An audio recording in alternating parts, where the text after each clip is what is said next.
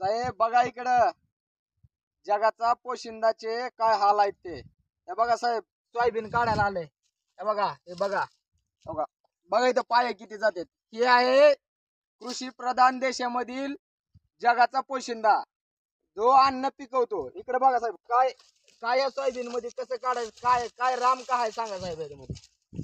बघा कसं परवडायचं शेतकऱ्याला, शेतकऱ्याला परवडायचं कसं. अवघा इकडे बघा, अवघा पाय किती जाते. अवघा बघा ही शेतकऱ्याचे हाल बघा साहेब.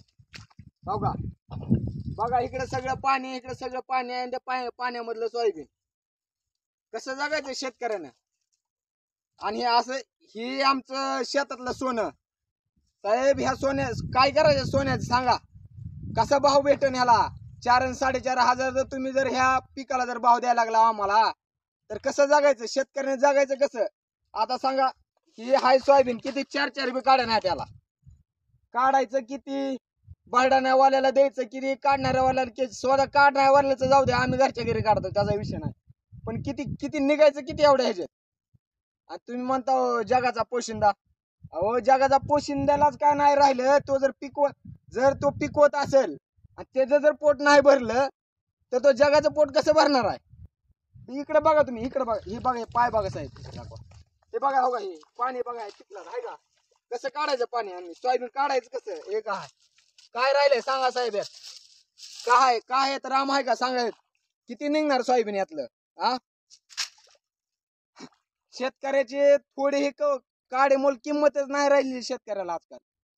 कसं बघा, एक तर निसर्गानं आमचं काशी केलेलीच आहे. हा निसर्गच आमच्यावर कोपलेला आहे. एक तर पेरणीचा खर्च, काढायचा खर्च सगळे मिळून काय राहत नाही साहेब. 0 बजेट राहते, 0 बजेट. मग सांगा जर असंच असेल तर शेतकरी काय करणार नाही आत्महत्या सांगा. कसं जगवायचे त्याने शेतकऱ्याची पोरं, कसे जगवायचे, कसं कुटुंब चालायचं. जर इकडे बघा, जर इकडे बघा साहेब, बघा काय सांगा. बघा पाणी आहे का काय, कसं करायचं कसं सांगा. हा हे आहे जगाचा पोशिंदा. हे आपल्या शेतकऱ्याची खरी परिस्थिती.